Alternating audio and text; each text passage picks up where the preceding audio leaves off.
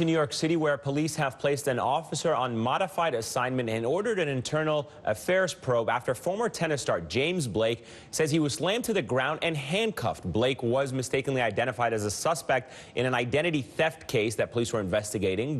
Blake said he was waiting for a car outside his Manhattan hotel when an undercover NYPD officer charged at him and slammed him to the ground, cutting his elbow and bruising his leg. Blake is now asking for an apology from police.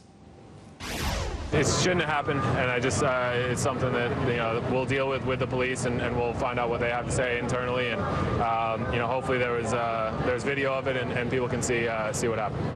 According to police, Blake was released as soon as the officers realized they had the wrong person. Now, today, New York Police City Commissioner Bill Bratton said that both he and the mayor have tried to call Blake to apologize, but have been unable to make contact. Joining me now is private investigator and former NYPD detective Thomas Ruskin. Thomas, thank you very much for coming in.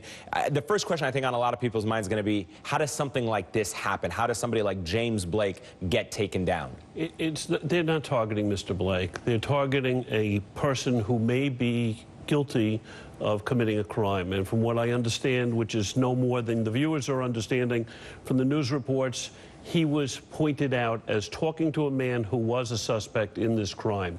At that point in time, cops approached him and detained him until they properly identified him. It seems, at least from the account that we're hearing, certainly from Mr. Blake, that this was a bit of an aggressive takedown. I mean, he's suffered bruises, his leg, as we were reporting there, also injured.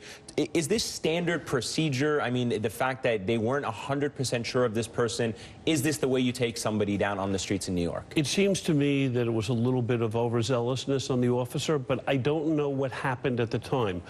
I heard James Blake talk about this, what he thought was happening on a broadcast this morning. And when he was talking about it, he saw the officer coming towards him. He thought it might have been an old high school buddy who was going to bear hug him.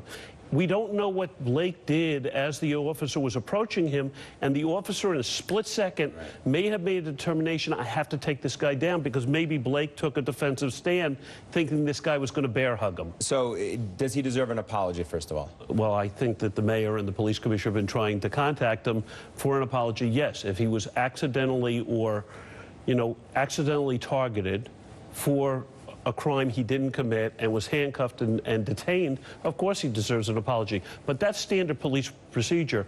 Even if the person's not a well-known person, if you bring someone into a precinct and later determine that that's not the person, you let them go with the apologies of the police department. Okay, let me play you this soundbite, and this was something from the New York City Police Commissioner Bill Bratton. He said this earlier today. Take a listen. Race has nothing at all to do with this. If you look at the photograph of the suspect, it looks like the twin brother of Mr. Blake. So let's put that nonsense to rest right now.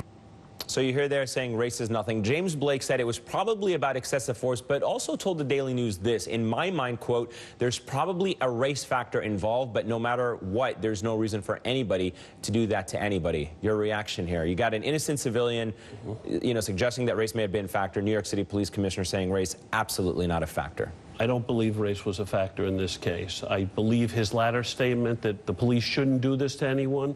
As I said, it probably was an overzealous move by the officer, but it could have been based on the behavior of Blake at the time. I don't believe that there's anything here, Blake being a biracial man and looking white, I don't think that the officer even saw his color. I think he was approaching a man he believed was guilty of a crime. All right, Thomas Ruskin, sir, thank you very much. Thanks for having me. My pleasure. Coming up, a Baltimore judge